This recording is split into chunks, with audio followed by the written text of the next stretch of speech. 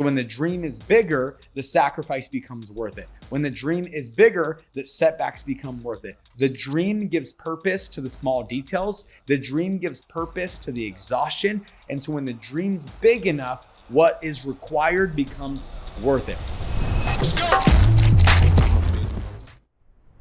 Today, I'm excited about the message. I'm excited about the content because I really believe that if you want to win in business, today's message is going to help you because I'm going to cover 3 intangibles that are required in order for you to win in business. And they're probably not going to be what you think, especially number 3, but I really believe it's going to help you. And so I'm going to dive right in and just give it to you straight. And here it is, okay? Point number 1. If you want to succeed in business, you have to increase your pain tolerance. You have to increase your pain tolerance. If you want to be successful, you got to realize that it's going to be painful. It's not going to be easy. There are going to be setbacks. There's going to be heartaches. There's going to be times where you get stabbed in the back. There's going to be money lost. There's going to be times where you don't even know how you're going to make it through.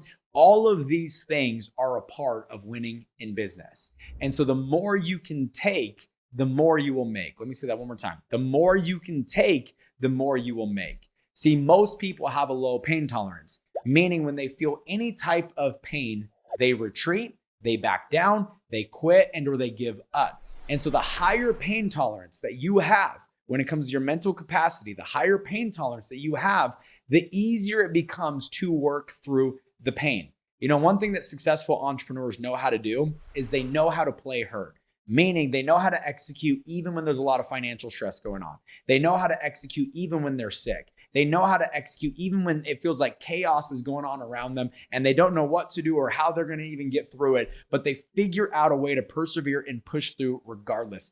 That is required if you want to succeed in business. It's a requirement. It's a part of success. It's a part of winning. It's a part of becoming financially free. You know, a lot of times in entrepreneurship, they call this the success tax. There's a tax to success, and that tax is called pain. It's called rejection. It's called pressure. It's called financial stress. It's called worry, doubt, fear, anxiety. It's called sleepless nights, early mornings. It's called all of those things. That's all part of it.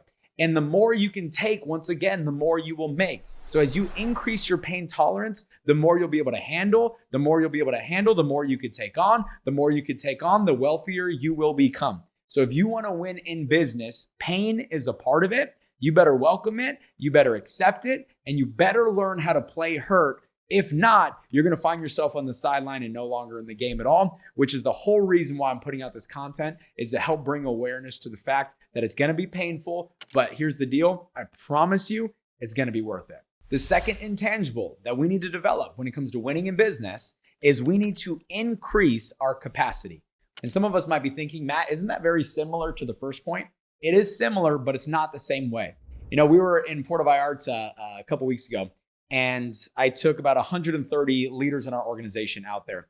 And while we're in Puerto Vallarta, we're all having a conversation, and somebody asked me the question. They said, Matt, how do I increase my leadership capacity? And my response was, bite off more than you can chew, and then figure out how to chew it. Meaning, if you want to increase your capacity, you have to take on more than you believe that you can handle. You got to bite off more than you can chew and then figure out how to chew it. That is the only way to increase your capacity. And the analogy I gave him was going to the gym.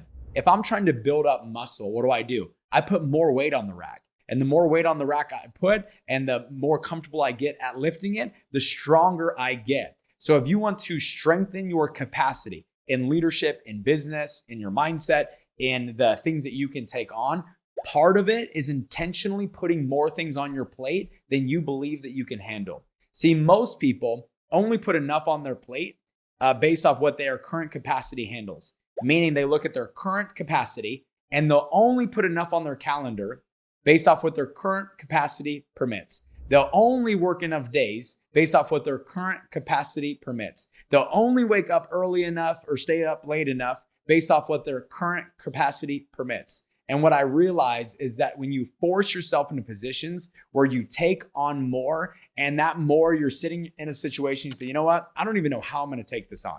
I don't even know how I'm going to do it. But you do it anyways. That's where capacity gets increased. You know, over the last 2 years, as we launched our new company, I was on about 208 flights over the last 2 years. And because I prided myself on being a good husband and being a great dad means something to me, I always took the flights I wanted to take, and the flights I took were not the same flights. Meaning I took the earliest flights. A lot of them I was leaving the hotel and my house at 3:30 a.m. in the morning. And that was after going to bed at midnight, 1 a.m. sometimes. Sometimes we didn't even sleep. And what that did to my capacity over the last 24 months is it stretched it, because it made me realize how much I can do, how much I could take on without sleep, without rest, while still making it all work. And I know people in the comments are going to probably say that's unhealthy. It is. But I found a version of myself that I didn't even know was there because I forced myself into that position. And sometimes that's what it takes in order to increase your capacity. Bite off more than you can chew and then figure out how to chew it. Put more weight on the rack and then figure out how to lift it. By doing these things, you will increase your capacity, and that is required if you want to become successful. As you increase your capacity, you will increase your net worth.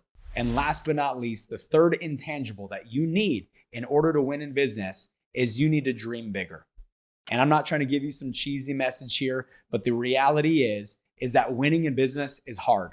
And so if the dream is not big enough, what's required in order to get to the dream will not be worth it because you're dreaming too small. If you're thinking too small, you're dreaming too small, your goals are too small. Now when the rejection kicks in, when the early mornings kick in, now you start questioning, is it worth it? And oftentimes the answer to that question is no, because the dream is not worth the sacrifice that's required in order to get the dream. So when the dream is bigger, the sacrifice becomes worth it. When the dream is bigger, the setbacks become worth it. When the dream is bigger, what's required becomes worth it. The dream gives purpose to the small details. The dream gives purpose to the exhaustion. The dream gives purpose to the chaos. And so when the dream's big enough, what is required becomes worth it. Cost is only an issue if there's an absence of value. So if the value at the end of the tunnel is worth it, you'll be willing to pay any price. You'll be willing to pay any price. And these are the three intangibles that are required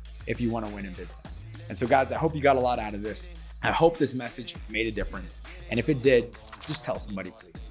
I put out all this information just because I want to make a difference. I know there's someone like me out there that didn't have information like this. They didn't have somebody putting out content. YouTube was not as established as it is today when I was coming up in business, or if it was, I just definitely didn't even take advantage of it. And so I'm just doing everything that I can to give back to the next generation of people who are trying to become successful. And if I did that for you in any way, do me a favor, like, share, subscribe, tell a friend. We're just trying to get the word out there about how we can grow, how we can scale, how we can make a difference. So with that being said, love you guys. God bless you. And we'll see you guys next week on the Leaders Only podcast.